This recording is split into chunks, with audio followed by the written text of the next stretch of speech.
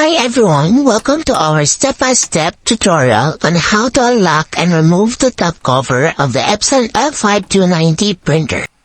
Whether you're performing maintenance or addressing a paper junk, this guide will help you do it quickly and safely. So let's get started. First, make sure your printer is turned off and unplugged from the power source. This ensures your safety while working with the device. Second, lift up slowly the control panel pad of your printer and try to pull the second cover.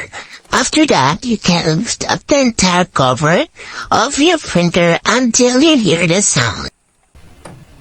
Ito yung closer look. Iangat natin yung cover until marinig natin yung sunog gaya nito.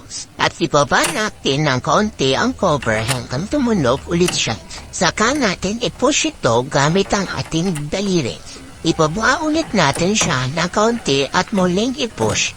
Marinig mo ulit yung tunog.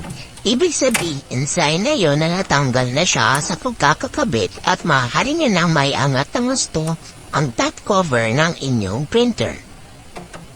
One thing, kapag ibabalik natin siya sa dati, mas madali ang pagbalik dahil hindi mo na kailangan magtaas baba niyan. Once nakashoot na yan, matik na yan na babalik siya sa dati niyang pagkakalapat. So, yun. And that's it. You've successfully unlocked and removed the top cover of your Epson L5290 printer. If this video was helpful, give it a thumbs up and subscribe for more tutorials. Thanks for watching.